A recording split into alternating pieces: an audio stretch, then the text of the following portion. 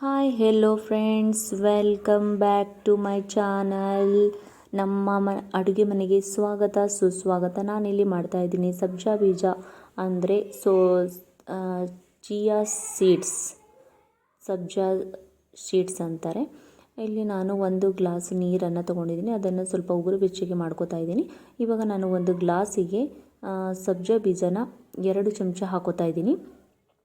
1 glass ಮಾತ್ರ ಮಾಡ್ತಾಯಿದ್ದೀನಿ, ಅದಕ್ಕೆ ನಾನು 2 ಚಮಚ ಸಬ್ಜಾ ಬೀಜನ ಹಾಕೋತಾ ಇದ್ದೀನಿ. ಈಗ ಇದಕ್ಕೆ ನಾನು ಬಿಸಿ ಮಾಡ್ಕೊಂಡಿದ್ದೆಲ್ಲ ನೀರು ಉಗುರು ಬೆಚ್ಚಗೆ ಮಾತ್ರನೇ ಸಾಕು, ಜಾಸ್ತಿ ಬಿಸಿ ಮಾಡ್ಕೊಳ್ಳೋ ಅವಶ್ಯಕತೆ ಇಲ್ಲ. ಇವಾಗ ನಾನು ಅದು ನೀರನ್ನು ಇದರಲ್ಲಿ ಹಾಕ್ತಾಯಿದ್ದೀನಿ. ಇವಾಗ ಒಂದು ಅರ್ಧ ಗಂಟೆ ಇದನ್ನು ನೆನೆಯೋಕ್ಕೆ ಬಿಡಬೇಕು.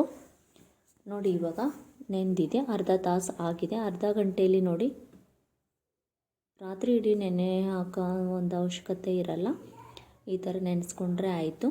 ಇದು ಸ್ಕಿನ್ ಗ್ಲೋ ಆಗೋದಕ್ಕೆ ತುಂಬಾ ಸಹಾಯಕಾರಿ ಜ್ಯೂಸ್ ಅಂತ ಹೇಳ್ಬೋದು. ನೋಡಿ, ಇವಾಗ ನಾನು ಅರ್ಧ ನಿಂಬೆಹಣ್ಣಿನ ರಸನ ಹಾಕೋತಾ ಇದ್ದೀನಿ. ತುಂಬಾ ಹೆಲ್ದಿ ಆದಂತಹ ಜ್ಯೂಸ್ ಇದು. ನಾವು ಟೀ ಬದಲಿಗೆ ಇದನ್ನು ಮಾಡಿಕೊಂಡು ಕುಡಿಬಹುದು ಡೈಲಿ. ಇವಾಗ ನಾನು ಇದಕ್ಕೆ ಹನಿ ಹಾಕೋತಾ ಇದ್ದೀನಿ. ನನ್ನ ಹತ್ರ ಡಾಬರ್ ಕಂಪನಿದು ಇತ್ತು, ನಿಮ್ಮ ಹತ್ರ ಯಾವುದಿದೆಯೋ ಅದನ್ನು ಸೇರಿಸ್ಕೊಳ್ಳಿ. 1 ಚಮಚ ಹಾಕೋತಾ ಇದ್ದೀನಿ ನಾನಿಲ್ಲಿ ಹನಿನ. ಇವಾಗ ಚೆನ್ನಾಗಿ ಮಿಕ್ಸ್ ಮಾಡಬೇಕು. ಈ ಥರ ಮಿಕ್ಸ್ ಮಾಡಬೇಕು. ನೋಡಿ ಹೇಗೆ ಕಾಣಿಸ್ತಾ ಇದೆ.